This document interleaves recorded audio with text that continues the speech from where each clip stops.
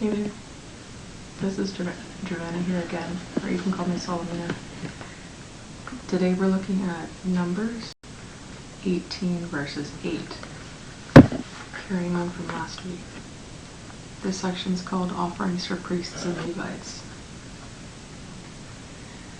Then the Lord said to Aaron, I myself have put you in charge of the offerings presented to me. All the holy offerings the Israelites give me, I give to you and your sons as your portion and regular share. You are to have the part of the most holy offerings that is kept from the fire, from all the gifts they bring me as most holy offerings, whether grain or sin or guilt offerings. That part belongs to you and your sons. Eat it as something most holy. Every male shall eat it. You must regard it as holy. This also is yours. Whatever is set aside from the gifts of the wave offerings of the Israelites, I give this to you and your sons and daughters as your regular share. Everyone in your household who is ceremonially clean may eat it. I give you all the finest olive oil and all the finest wine and grain they give the Lord as the firstfruits of their harvest. All the land's firstfruits that they bring to the Lord will be yours. Everyone in your household who is ceremonially clean may eat it. Everything in Israel is devoted to the Lord. That is devoted to the Lord is yours. The first offspring of every womb, both man and animal, that is offered to the Lord is yours. But you must redeem every firstborn son and every firstborn male of unclean animals. When they are a month old, you must redeem them at the redemption price, set at 5 shekels of silver, according to the sanctuary shekel, which weighs 20 gerahs. But you must not redeem the firstborn of an ox, a sheep, or a goat. They are holy. Sprinkle their blood on the altar, and burn their fat as an offering made by fire, an aroma pleasing to the Lord. Their meat is to be yours, just as the breast of the wave offering and the right thigh are yours. Whatever is set aside from the holy offering the Israelites present to the Lord, I give to you and your sons and daughters as your regular share. It is an everlasting covenant of salt before the Lord for both you and your offspring. The Lord said to Aaron, You will have no inheritance in their land, nor will you have any share among them. I am your share and your inheritance among the Israelites. I give to the Israelites all the tithes in Israel as their inheritance in return for the work they do while serving at the tent of meeting. From now on, the Israelites must not go near the tent of meeting, or they will bear the consequences of their sin and will die. It is the Levites who are to do the work at the tent of meeting and bear the responsibility for offenses against it. This is a lasting ordinance for the generations to come. They will receive no inheritance among the Israelites. Instead, I give to the Levites as their inheritance the tithes that the Israelites present as an offering to the Lord. That is why I said concerning them, they will have no inheritance among the Israelites. The Lord said to Moses, Speak to the Levites and say to them, When you receive from the Israelites the tithe that I give you as your inheritance, you must present 1/10 of that tithe as the Lord's offering. Your offering will be reckoned to you as grain from the threshing floor or juice from the winepress. In this way you will present an offering to the Lord from all the tithes you receive from the Israelites. From these tithes you must give the Lord's portion to Aaron the priest. You must present as the Lord's portion the best and holiest part of everything given to you. Say to the Israelites, when you present the best part, it will be reckoned to you as the product of the threshing floor or the winepress. You and your households may eat the rest of it anywhere, for it is your wages for your work at the tent of meeting. By presenting the best part of it, you will not be guilty in this matter. Then you will not defile the holy offerings of the Israelites, and you will not die. The Lord said to Moses and Aaron, This is a requirement of the law that the Lord has commanded. Tell the Israelites to bring you a red heifer without defect or blemish, and that has never been under a yoke. Give it to Eleazar, the priest. It is to be taken outside the camp and slaughtered in his presence.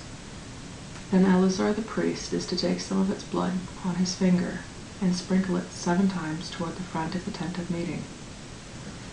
While he watches, the heifer is to be burned, its hide, flesh, blood, and offal. The priest is to take some of the cedar wood, hyssop, and scarlet wool, and throw them onto the burning heifer. After that, the priest must wash his clothes and bathe himself with water. He may then come into the camp, but he will be ceremonially unclean until evening. The man who burns it must also wash his clothes and bathe with water, and he too will be unclean until evening. The man who is clean shall gather up the ashes of the heifer and put them in a ceremonially clean place outside the camp. They shall be kept by the Israelite community for use in the water of cleansing. It is for the purification from sin. The man who gathers up the ashes of the heifer must also wash his clothes, and he too will be unclean till evening. This will be a lasting ordinance, both for the Israelites and for the aliens living among them. Whoever touches the dead body of anyone will be unclean for 7 days. He must purify himself with the water on the 3rd day, and on the 7th day, then he will be clean. But if he does not purify himself on the 3rd and 7th day, he will not be clean. Whoever touches the dead body of anyone and fails to purify himself defiles the Lord's tabernacle. That person must be cut off from Israel. Because the water of cleansing has not been sprinkled on him, he is unclean. His uncleanness remains on him. This is the law that applies when a person dies in a tent. Anyone who enters the tent and anyone who is in it will be unclean for 7 days, and every open container without a lid fastened on it will be unclean. However, out in the open, who touches someone who has been killed with a sword, or someone who has died a natural death, or anyone who touches a human bone or a grave, will be unclean for 7 days. Or the unclean person, put some ashes from the burnt purification offering into a jar, and pour fresh water over them. Then a man who is ceremonially clean is to take some hyssop, dip it in the water, and sprinkle the tent and all the furnishings and the people who were there. You must also sprinkle anyone who has touched a human bone, or a grave, or someone who has been killed, or someone who has died a natural death. The man who is clean is to sprinkle the unclean person on the 3rd and 7th days, and on the 7th day he is to purify him. The person being cleansed must wash his clothes and bathe with water, and that evening he will be clean. But if a person who is unclean does not purify himself, he must be cut off from the community, because he has defiled the sanctuary of the Lord. The water of cleansing has not been sprinkled on him, and he is unclean. This is a lasting ordinance for them.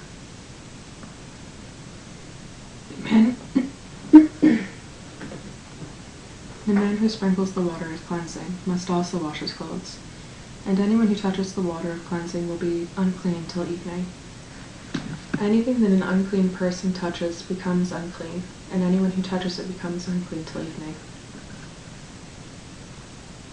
In the 1st month, the whole Israelite community arrived at the desert of Zin, and they stayed at Kadesh. There, Miriam died and was buried. There was no water for the community, and the people gathered in opposition to Moses and Aaron. They quarreled with Moses and said, "If only we had died when our brothers fell dead before the Lord. Why did you bring the Lord's community into this desert, that we and our livestock should die here? Why did you bring us up out of Egypt to this terrible place? It has no grain or figs, grapevines, or pomegranates, and there is no water to drink." Moses and Aaron went up from the assembly to the entrance of the tent of meeting and fell face down, and the glory of the Lord appeared to them. The Lord said to Moses, "Take the staff, and you and your brother Aaron gather the assembly together. Speak to that rock before their eyes, and it will pour out its water. You will bring water out of the rock for the community, so that they and their livestock can drink." So Moses took the staff from the Lord's presence, just as he had commanded him. He and Aaron gathered the assembly together in front of the rock, and Moses said to them, "Listen, you rebels, must we bring you water out of this rock?" Then Moses raised his arm and struck the rock twice with his staff. Water gushed out, and the community and their livestock drank. But the Lord said to Moses and Aaron, "Because you did not trust in me enough to honor me as holy in the sight of the Israelites, you will not bring this community into the land I give them." These were the waters of Meribah, where the Israelites quarreled with the Lord, and he showed himself holy among them. Moses sent messengers from Kadesh to the king of Edom, saying, "This is what your brother Israel says. You know about all the hardships that have come upon us. Our forefathers went down into Egypt, and we lived there many years. The Egyptians mistreated us and our fathers, but when we cried out to the Lord, he heard our cry, and sent an angel and brought us up out of Egypt. Now we are here at Kadesh, a town on the edge of your territory. Please let us pass through your country. We will not go through any field or vineyard or drink water from any well. We will travel along the king's highway and not turn to the right or to the left until we have passed through your territory." But Edom answered, "You may not pass through here. If you try, we will march out and attack you with the sword." The Israelites replied, "We will go along the main road, and if we or our livestock drink any of your water, we will pay for it. We only want to pass through on foot, nothing else." Again they answered, "You may not pass through." Then Edom came out against them with a large and powerful army. Since Edom refused to let them go from their territory, Israel turned away from them. The whole Israelite community set out from Kadesh and came to Mount Hor. At the Mount Hor, near the border of Edom, the Lord said to Moses and Aaron, "Aaron will be gathered to his people. You will not enter the land I give the Israelites, because both of you rebelled against my command at the waters of Meribah. Get Aaron and his son Eleazar and take them up the mountain Hor. Remove Aaron's garments and put them on his son Eleazar, for Aaron will be gathered to his people. He will die there." Moses did as the Lord commanded. He went up Mount Hor in the sight of the whole community. Moses removed Aaron's garments and put them on his son Eleazar, and Aaron died there on top of the mountain. Then Moses and Eleazar came down from the mountain, and when the whole community learned that Aaron had died, the entire house of Israel mourned him 30 days. When the Canaanite king of Arad, who lived in the Negev, heard that Israel was coming along the road to Atharim, he attacked the Israelites and captured some of them. Then Israel made this vow to the Lord, "If you will deliver these people into our hands, we will totally destroy their cities." The Lord listened to Israel's plea and gave the Canaanites over to them. They completely destroyed them and their towns, so the place was named Hormah. They traveled from Mount Hor along the route to the Red Sea to go around Edom. But the people grew impatient on the way. They spoke against God and against Moses and said, "Why have you brought us up out of Egypt to die in the desert? There is no bread, there is no water, and we detest this miserable food." Then the Lord sent venomous snakes among them. They bit the people, and many Israelites died. The people came to Moses and said, "We have sinned because we spoke against you, when we spoke against you and the Lord and against you. Pray that the Lord will take the snakes away from us." So Moses prayed for the people. The Lord said to Moses, "Make a snake and put it up on a pole. Anyone who is bitten can look up at it and live." So Moses made a bronze snake and put it up on a pole. Then when anyone was bitten by a snake and he looked at the bronze snake, he lived. Then I cut it off there for today, and next week we'll be continuing with the journey to Moab.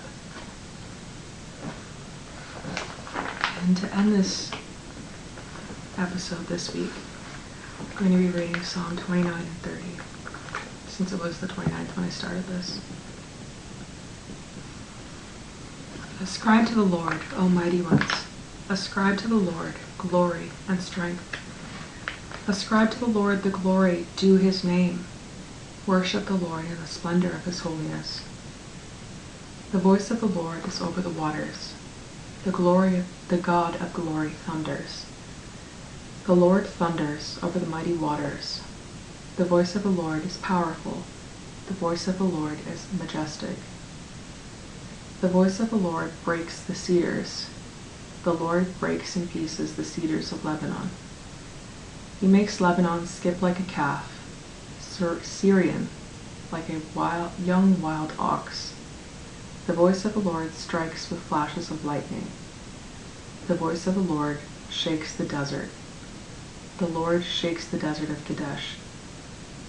The voice of the Lord twists the oaks and strips the forests bare. And in his temple all cry, Glory! The Lord sits enthroned over the flood. The Lord is enthroned as King forever. The Lord gives strength to his people. The Lord blesses his people with peace. I will exalt you, O Lord, for you lifted me up out of the depths, and you did not let my enemies gloat over me. O Lord my God, I called to you for help, and you healed me. O Lord, you brought me up from the grave. You spared me from going down into the pit. Sing to the Lord, you saints of his, praise his holy name, for his anger lasts only a moment, but his favor lasts a lifetime. Weeping may remain for a night, but rejoicing comes in the morning. When I felt secure, I said, I will never be shaken. O Lord, when you favored me, you made my mountain stand firm. But when you hid your face, I was dismayed. To you, O Lord, I called. To the Lord I cried for mercy. What gain is there in my destruction, in my going down into the pit? Will the dust praise you? Will it proclaim your faithfulness? Hear, O Lord, and be merciful to me. O Lord, be my help. You have turned my wailing into dancing. You have removed my sackcloth and clothed me with joy, that my heart may sing to you and not be silent. O Lord my God, I will give you my thanks forever. Thanks for joining me this week. I hope you have a good one. Take care, remember to pray, and all the best.